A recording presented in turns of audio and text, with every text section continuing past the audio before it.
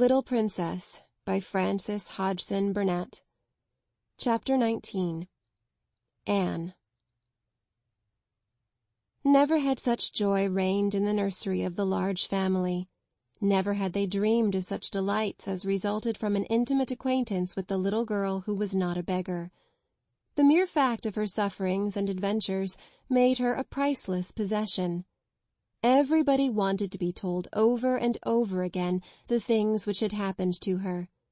When one was sitting by a warm fire in a big, glowing room, it was quite delightful to hear how cold it could be in an attic. It must be admitted that the attic was rather delighted in, and that its coldness and bareness quite sank into insignificance when Melchizedek was remembered, and one heard about the sparrows and things one could see, if one climbed on the table and stuck one's head and shoulders out of the skylight. Of course, the thing loved best was the story of the banquet and the dream which was true. Sarah told it for the first time the day after she had been found. Several members of the Large family came to take tea with her, and as they sat or curled up on the hearth-rug, she told the story in her own way, and the Indian gentleman listened and watched her. When she had finished, she looked up at him and put her hand on his knee. "That is my part," she said. "Now won't you tell your part of it, Uncle Tom?" He had asked her to call him always Uncle Tom. "I don't know your part yet, and it must be beautiful." So he told them how, when he sat alone, ill and dull and irritable, Ram Dass had tried to distract him by describing the passers-by, and there was one child who passed oftener than anyone else. He had begun to be interested in her, partly perhaps because he was thinking a great deal of a little girl, and partly because Ram Dass had been able to relate the incident of his visit to the attic in chase of the monkey. He had described its cheerless look, and the bearing of the child, who seemed as if she was not of the class of those who were treated as drudges and servants. Bit by bit, Ram Dass had made discoveries concerning the wretchedness of her life. He had found out how easy a matter it was to climb across the few yards of roof to the skylight, and this fact had been the beginning of all that followed. "Sahib," he had said one day, "I could cross the slates and make the child a fire when she is out on some errand. When she returned, wet and cold, to find it blazing, she would think a magician had done it." The idea had been so fanciful that Mr. Carrisford's sad face had lighted with a smile, and Ram Dass had been so filled with rapture that he had enlarged upon it, and explained to his master how simple it would be to accomplish numbers of other things. He had shown a childlike pleasure and invention, and the preparations for the carrying out of the plan had filled many a day with interest, which would otherwise have dragged wearily. On the night of the frustrated banquet, Ram Dass had kept watch, all his packages being in readiness in the attic which was his own, and the person who was to help him had waited with him, as interested as himself in the odd adventure. Ram Dass had been lying flat upon the slates, looking in at the skylight, when the banquet had come to its disastrous conclusion. He had been sure of the profoundness of Sarah's wearied sleep, and then with a dark lantern he had crept into the room, while his companion remained outside and handed the things to him. When Sarah had stirred ever so faintly, Ram Dass had closed the lantern slide and lain flat upon the floor. These and many other exciting things the children found out by asking 1,000 questions. "I am so glad," Sarah said. "I am so glad it was you who are my friend." There never were such friends as these two became. Somehow they seemed to suit each other in a wonderful way.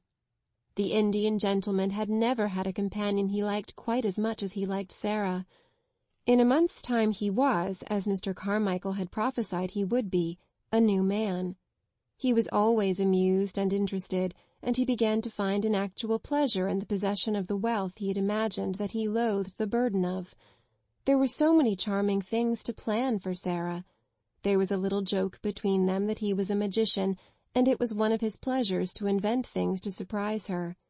She found beautiful new flowers growing in her room, whimsical little gifts tucked under pillows, and once, as they sat together in the evening, they heard the scratch of a heavy paw on the door, and when Sarah went to find out what it was, there stood a great dog, a splendid Russian boarhound, with a grand silver and gold collar bearing an inscription. "I am Boris," it read. "I serve the Princess Sarah." There was nothing the Indian gentleman loved more than the recollection of the little princess in rags and tatters. The afternoons in which the large family, or Ermengarde and Lottie, gathered to rejoice together were very delightful. But the hours when Sarah and the Indian gentleman sat alone and read or talked had a special charm of their own. During their passing many interesting things occurred. One evening Mr. Carrisford, looking up from his book, noticed that his companion had not stirred for some time, but sat gazing into the fire. "What are you supposing, Sarah?" he asked. Sarah looked up, with a bright colour on her cheek. "I was supposing," she said. "I was remembering that hungry day, and a child I saw." "But there were a great many hungry days," said the Indian gentleman, with rather a sad tone in his voice. "Which hungry day was it?"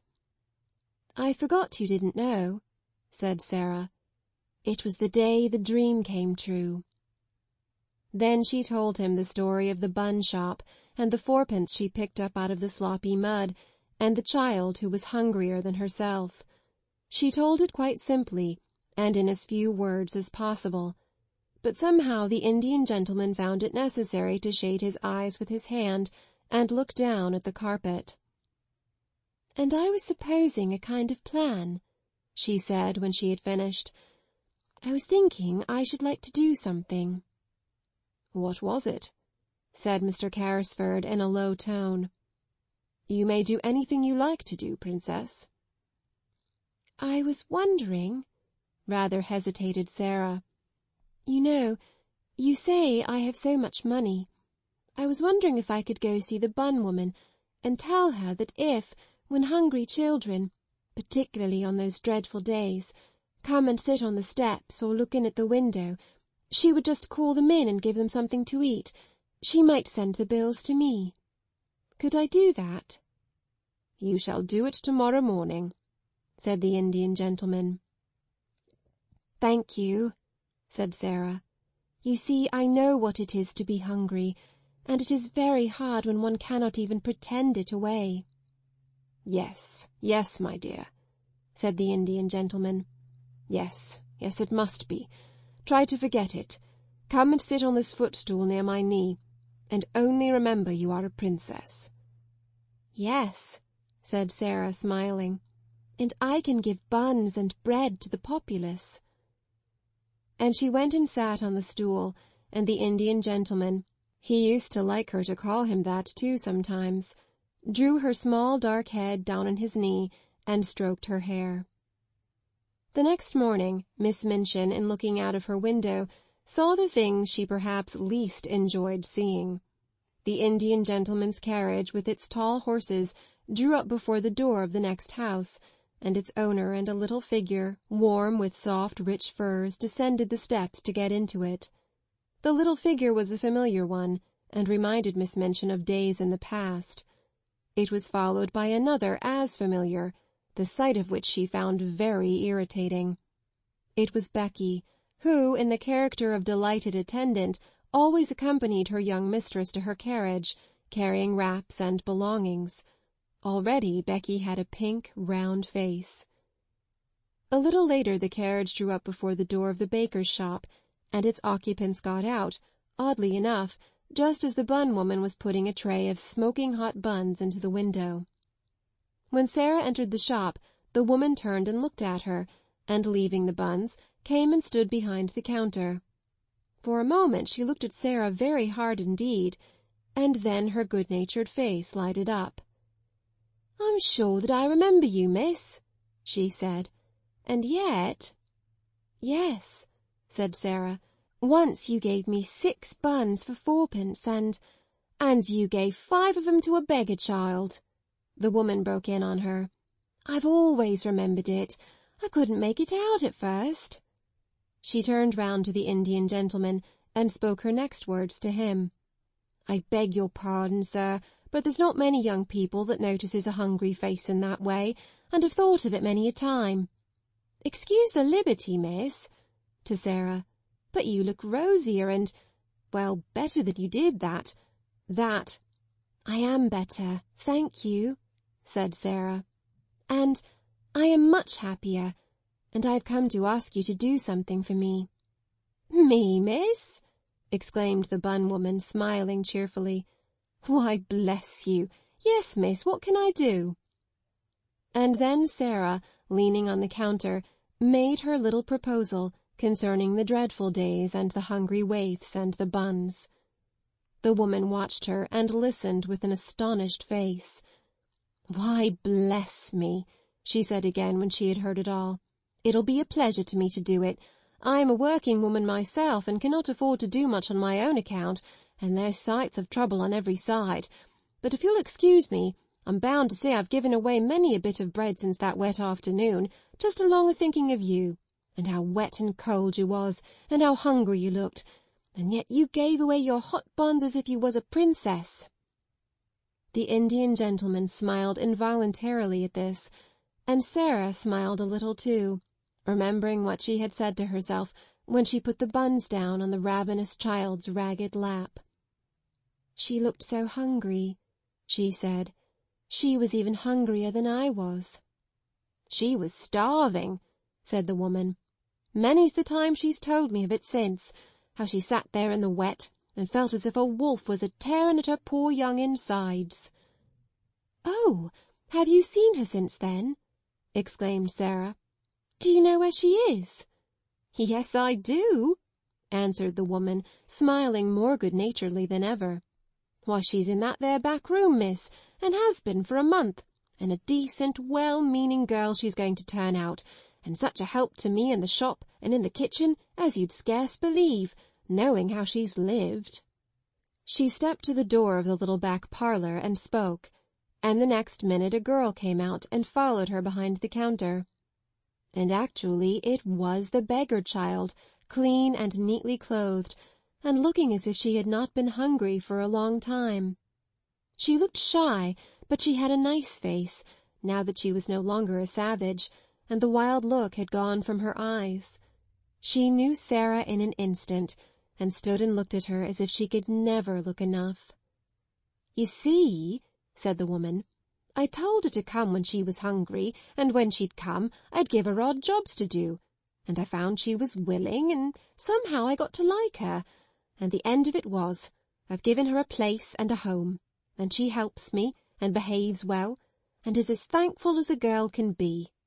Her name's Anne. She has no other. The children stood and looked at each other for a few minutes, and then Sarah took her hand out of her muff and held it out across the counter, and Anne took it, and they looked straight into each other's eyes. I am so glad, Sarah said, and I have just thought of something. Perhaps Mrs. Brown will let you be the one to give the buns and bread to the children. Perhaps you would like to do it, because you know what it is to be hungry too. Yes, miss, said the girl. And somehow Sarah felt as if she understood her, though she said so little, and only stood still and looked after her, as she went out of the shop with the Indian gentleman, and they got into the carriage and drove away. End of chapter 19. End of A Little Princess by Frances Hodgson Burnett. Recorded by Elizabeth Klett and dedicated to my daughter.